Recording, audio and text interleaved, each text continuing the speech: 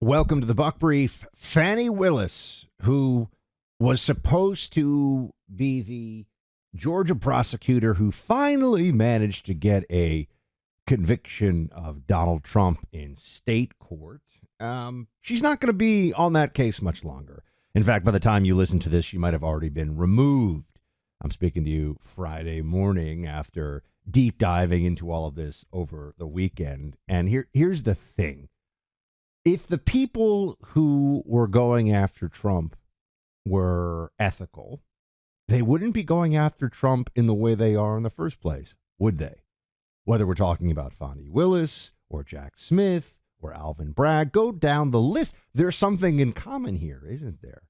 These individuals are all crazy partisans, and so everything that they're doing here is effectively a mission from the Democrat Party. In fact, there's plenty of reporting already that whether it's Fani or Jack or Alvin, they've all been to different parts of the White House. They've all been to visit the Biden, or different individuals in the White House have talked to them. They've had conversations. Why is that going on?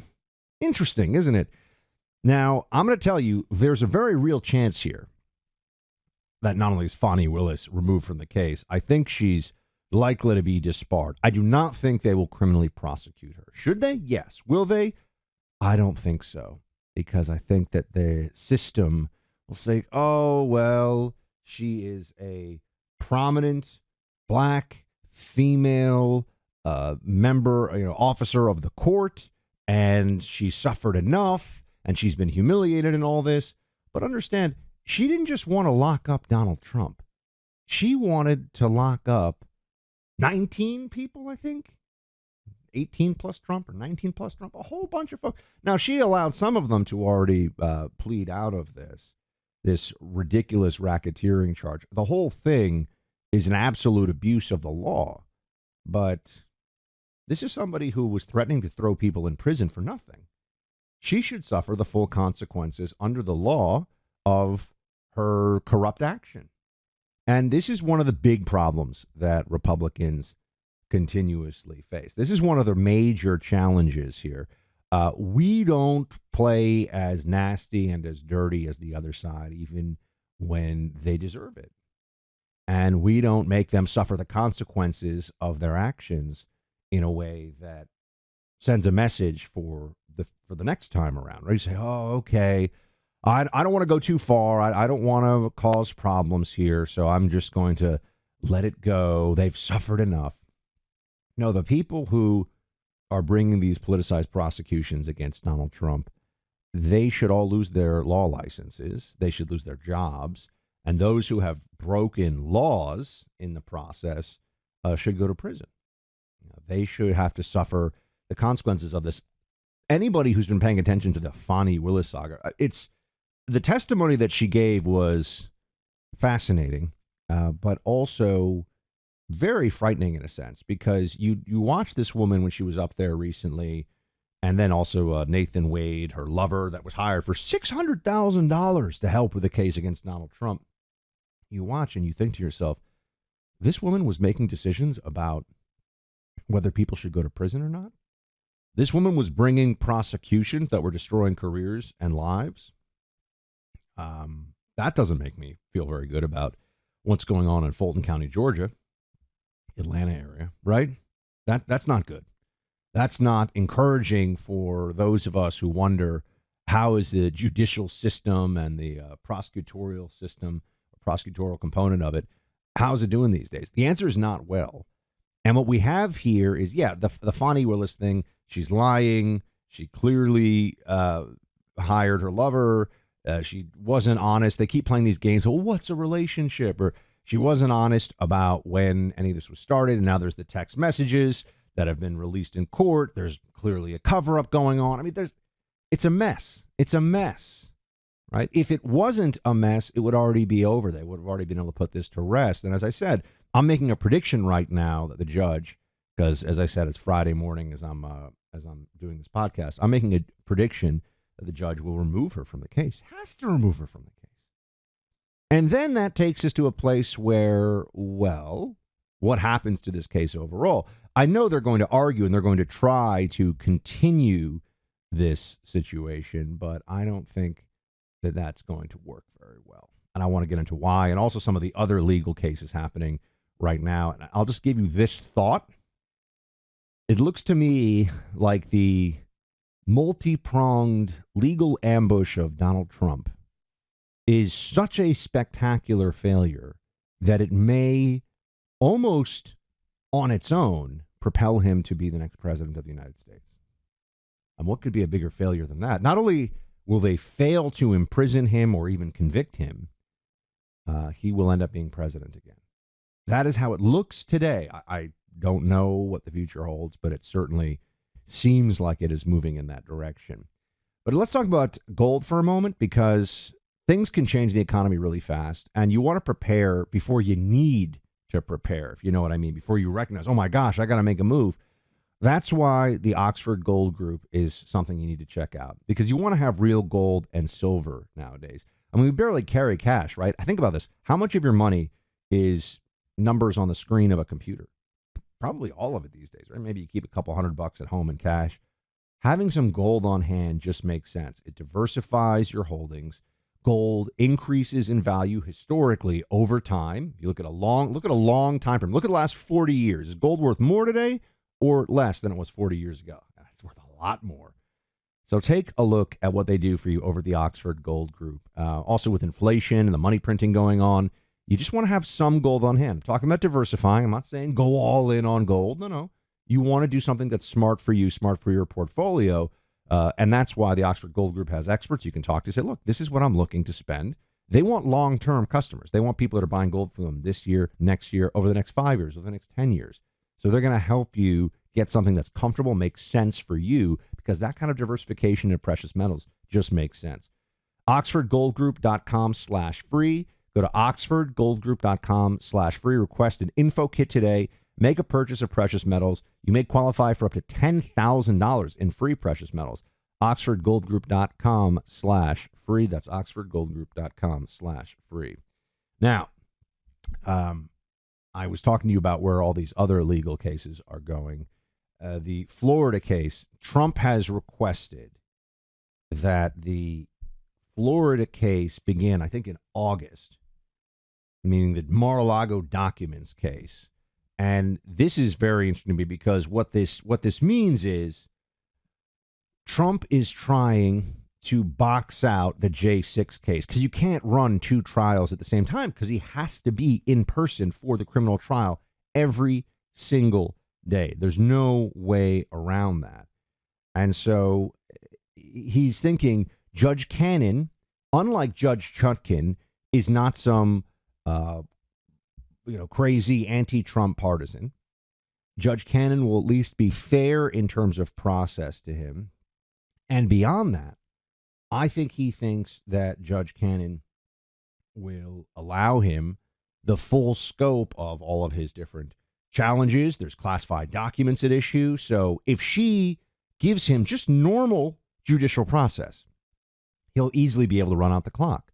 Whereas with Judge Chutkan in the J6 case in D.C., she'll say, no, denied. Let's go. Get it before a jury.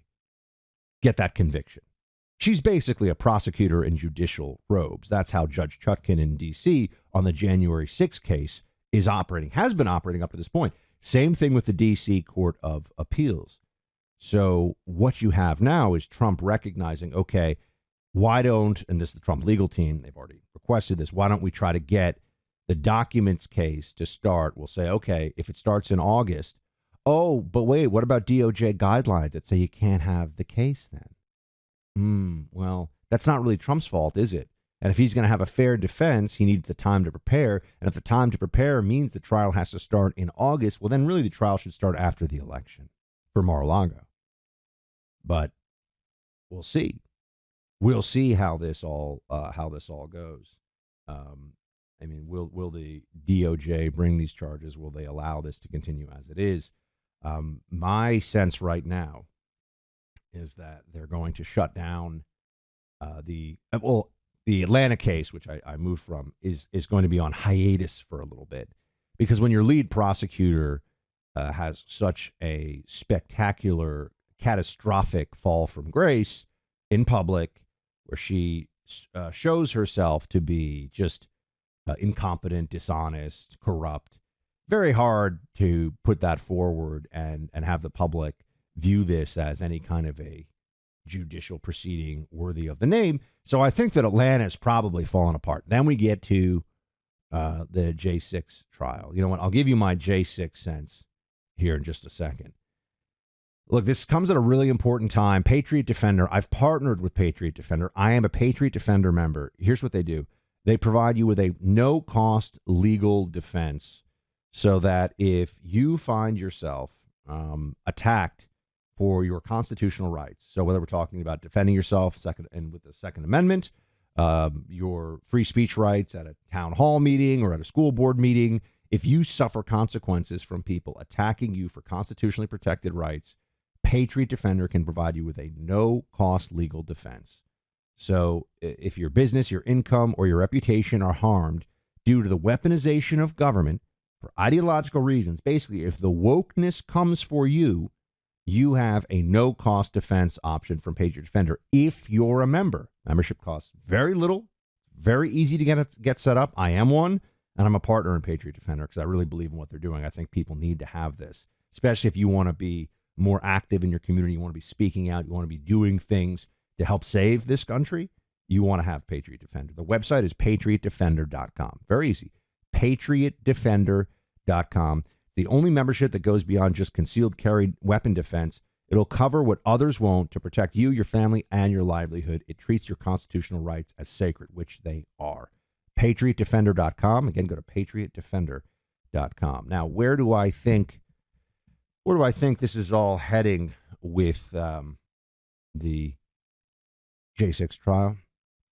I think the Supreme Court, which we know now is going to be holding oral arguments in April on this. It's fascinating, isn't it? They're doing what Jack Smith says, hey, expedite this, let's go. They say, okay, Jack Smith, we'll expedite it, and then the left complains about it. Because unless the Supreme Court is basically part of the Democrat apparatus that is hell-bent on locking Trump up, it's unacceptable to them. It is unacceptable to them, right? And so that then means they'll complain at every step of the way, even though they're the ones who have been abusing process for political reasons. They're the ones who are saying it has to go faster, faster, faster, because the public has a speedy right to a trial. The defendant, first and foremost, has the right to a fair defense and a speedy trial as the defendant wants one. But it doesn't mean, the public doesn't have a right to give you a speedy trial that lasts 2 days if it's going to take a lot more than that to go through the process, right? So it has to be fair process. You have to have your due process rights respected in the judicial proceedings. And that means it can't all be done. Oh, your lawyers have 1 day to get back on 100,000 different documents. I mean, obviously there are ways it could be abused, right? They are abusing the process against Trump and then complaining when anyone steps in and says, enough is enough. So that's where things stand right now. I think they're going to have the oral arguments obviously in April. They've already said that. I think the decision comes down from the Supreme Court. It will hold that Donald Trump does not have total immunity, and the Supreme Court will then have structured what immunity for a president means. And I think it'll be something along the lines of within the scope of established presidential authority and duties. So you can't say, oh, I just killed my secretary with a paperweight in the Oval Office as the president. I'm the president, so that's legal. Right? You can't have that. But you can say if the president orders an airstrike on foreign territory because he thinks that there's a national security threat to the United States, you can't lock him up for that, right? Stuff like that. Or you can't lock him up for saying, I think the election had problems. My lawyers are going to be bringing challenges in court. You can't lock him up for that because that's within the scope of presidential authority. But he doesn't have total authority, and so I think, or rather total immunity. And so I think that it will go back down and they'll say, all right, now you know what presidential immunity exists and does not exist. He does not have total immunity. So the trial will be able to proceed. And I think that they're going to then try to get the J6 trial going in probably August. Now, maybe it's boxed out by the Florida trial already, in which case, too bad for them. Maybe they just can't get it in time. Maybe the DOJ realizes that setting that trial in that kind of a time frame would be a problem because that's what the DOJ guidelines say. But we'll have to see. We'll have to see how that all shakes out. But I'm feeling better about Trump's prospects to beat Joe Biden than I have all year right now, to be honest with you. I think Trump is going to win this election. And what I've talked to you about today is a big part of why I think he's going to win this election. A lot of people are talking about Belize these days. Belize is a great country. I was just talking to friends about it yesterday. Fun place to visit. Easy Caribbean destination. Easy flights from Chicago, Minneapolis, Houston, LA, Miami, Atlanta. And there's white sandy beaches to greet you, rainforest to explore. It's a country that's safe to visit and a great place to relax. Float through caves down a jungle river, climb an ancient Mayan ruin, swim with nurse sharks and rays, snorkel, scuba dive, amazing stuff. Some of the best diving, actually, I think you'll get anywhere in the world is in Belize. Belize is fun for so many reasons.